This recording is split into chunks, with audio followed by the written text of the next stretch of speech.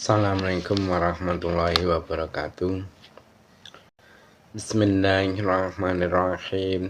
Nawaitu dhalabal ilmi izhalatan jalim an-namsi wa sairi juhali wa ihya'ad dini wa ibqa'al islami bil ilmi wa daral akhirati wa ridallahi ta'ala wa syukra ala nikmatil aqli wa nikmati syahatil badani fadlilatana ila hadratin nabil mustafa syedina Muhammadin sallallahu alaihi wasallam wa ala alihi wa sahbihi wa azwajihi wa dzurriyyatihi wa ali bidzikr man khususan khosatan ila muslim ada kitab pedoman KN1 wa jami' talamidi wa masyikhina wa mu'allifi kutub alati ta'lamna wa alamna sallallahu fatihah. A'udzu billahi minasy syaithanir rajim. Bismillahirrahmanirrahim. Alhamdulillahirabbil alamin. Arrahmanirrahim. Maliki yaumiddin. Iyyaka na'budu wa iyyaka nasta'in. Ihdinas siratal mustaqim. Shiratal ladzina an'amta 'alaihim ghairil maghdubi 'alaihim waladdallin. Rabbi firli wa liwalidayya mu'minina amin. Mari kita teruskan pelajaran kita hari ini, yaitu kitab pedoman KN1 jilid 2 ya. Jilid 2 yang mana untuk hari ini akan menantikan tentang sejarah masuknya Islam ke Indonesia. Mari kita mulai. Bismillahirrahmanirrahim. Qala al-musannifu rahimahumullah ta'ala wa nafa'na bihi bi 'ulumi fid-dharain amin. Bab yang kelima ini menerangkan tentang masuknya Islam ke Indonesia. Jadi perlu saya mengetahui jauh sebelum Islam masuk ke Jawa, itu mayoritas atau kebanyakan masyarakat di sana itu telah menganut kepercayaan animisme. Kepercayaan animisme itu apa? Yaitu kepercayaan kepada roh-roh yang mendiami sekalian benda, mungkin di pohon atau batu, sungai, gunung dan sebagainya. Itu pengertian kepercayaan animisme. Dan dinamisme. Dinamisme itu apa? Kepercayaan apa? Yaitu kepercayaan bahwa segala sesuatu itu mempunyai tenaga atau kekuatan yang dapat mempengaruhi keberhasilan atau kegagalan usaha manusia dalam mempertahankan hidup. Jadi jauh sebelum Islam masuk ke Jawa itu mayoritas masyarakat di sana itu telah menganut kepercayaan animisme dan dinamisme. Nah, selain menganut kepercayaan tersebut, masyarakat Jawa itu juga sudah dipengaruhi oleh unsur-unsur budaya Hindu dan budaya yang berasal dari India. Nah, seiring dengan berjalannya waktu, Islam itu mulai masuk ke Jawa yang dibawa oleh orang Arab, itu terutama pedagang dari Timur Tengah. Nah, hal ini dibuktikan dengan ditemukannya batu nisan yang bernama Fatimah binti Maimun,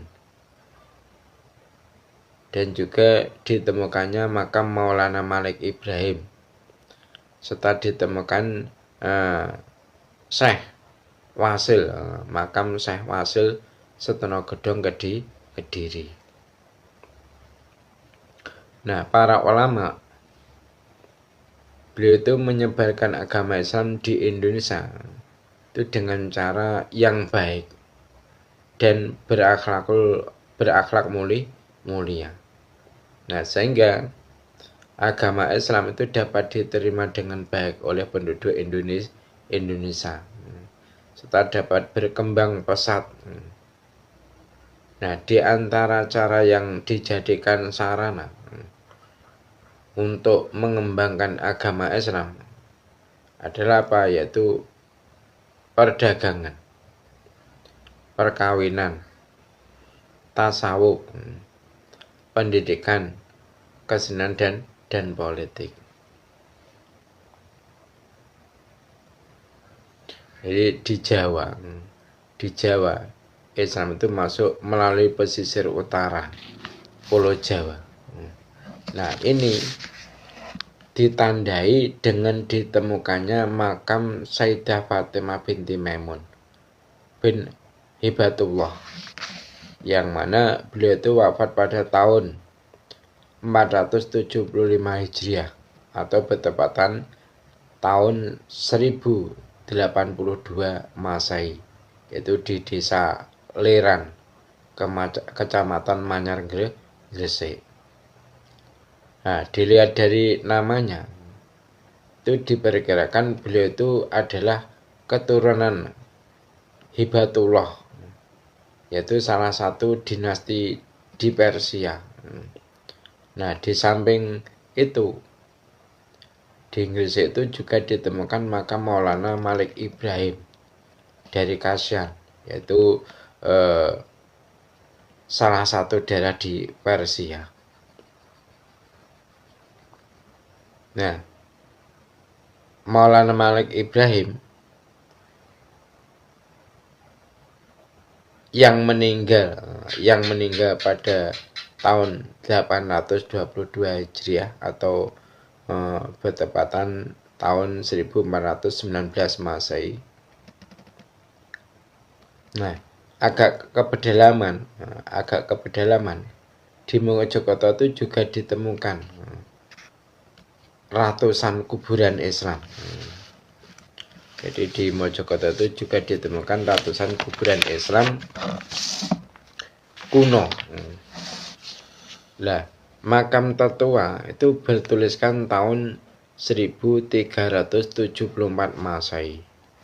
Jadi diperkirakan makam-makam ini adalah makam keluarga Istana Majapahit.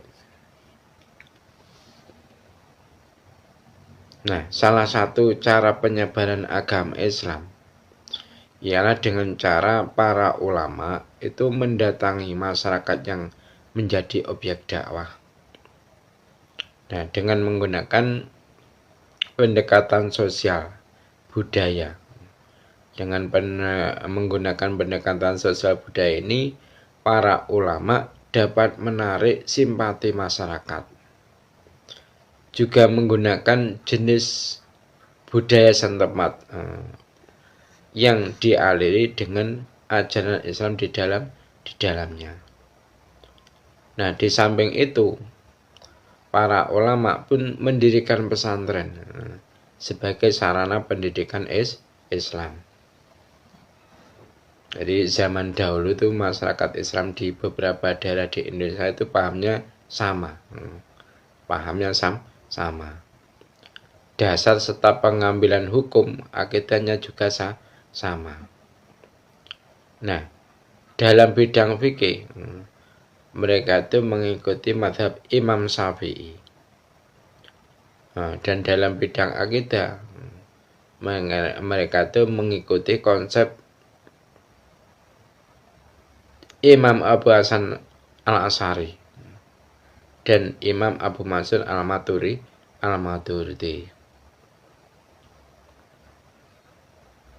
Nah, sedangkan di dalam bidang tasawuf mereka itu mengikuti paham yang dikembangkan oleh Imam Al-Ghazali dan Imam Abu Hasan Asy'ari radhiyallahu.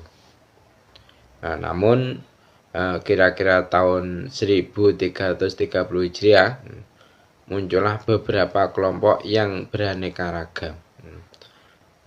Pendapatnya itu saling bertentangan, serta muncul tokoh-tokoh yang pendapatnya itu saling tarik ulur. guna untuk mencari keuntungan. Di antaranya yaitu adalah kelompok yang mengikuti pola pikir Muhammad Abduh dan Rosyid Ridho.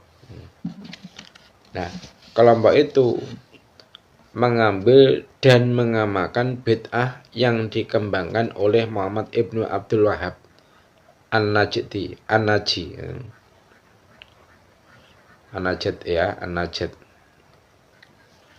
dan Ahmad Ibnu Taimiyah serta kedua muridnya yaitu Ibnu Al-Qayyim dan Ibnu Abdul Hadi.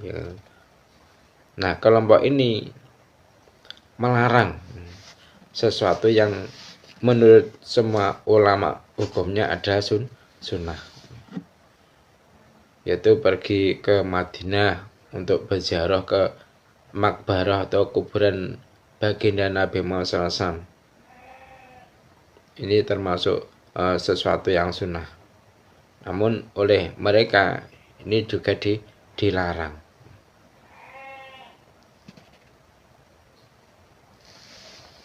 Jadi kesimpulan dari apa yang saya terangkan mulai awal hingga akhir tadi, agama Islam lahir di Mekah ya. Agama Islam itu lahirnya di Mekah. Nah, kemudian berkembang hingga ke penjuru dunia, termasuk Indonesia, negara yang kita tempati ini. Nah, agama Islam yang berkembang di Indonesia itu adalah ajaran yang murni dari pengaruh bid'ah. Nah, masyarakat Islam, masyarakat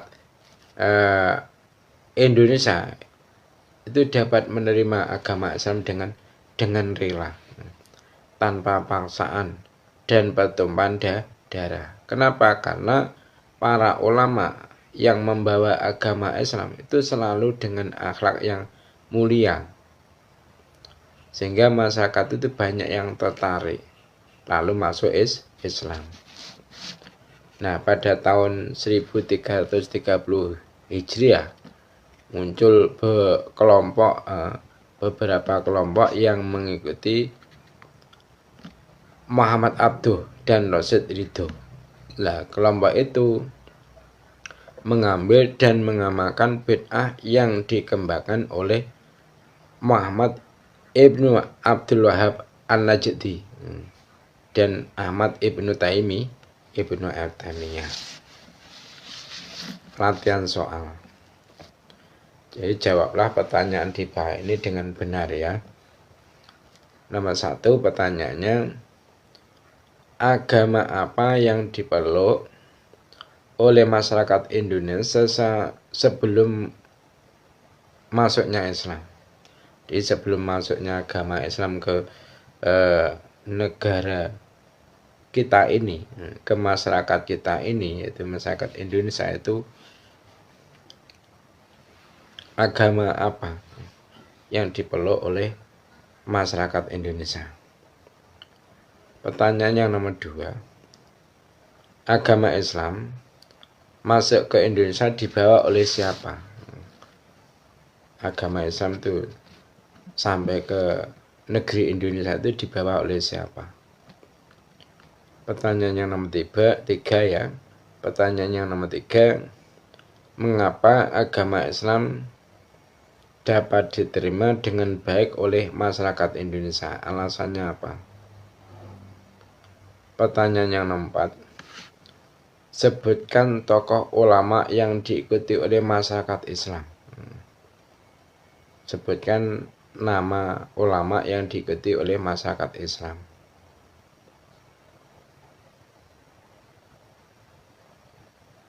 Indonesia ya, dalam bidang tasawuf dan fikih. Jadi sampai sebutkan tokoh ulama yang diikuti oleh masyarakat Islam Indonesia dalam bidang tasawuf dan fikih. Tasawufnya mengikuti siapa, fikihnya mengikuti siapa. Pertanyaan yang nomor 5, kapan munculnya aliran di luar Aswaja di Indonesia? Jadi aliran yang selain aswaja muncul di Indonesia itu kapan? Mulainya itu kapan? Mungkin itu saja yang dapat saya sampaikan untuk pertemuan kali ini. Ada kurang lebihnya mohon maaf. Mari kita tutup majelis ini dengan membaca doa kafaratul majelis. Subhanakallahumma wa bihamdika asyhadu an la ilaha illa anta astaghfiruka wa atubu ilaik. Wassalamualaikum warahmatullahi wabarakatuh.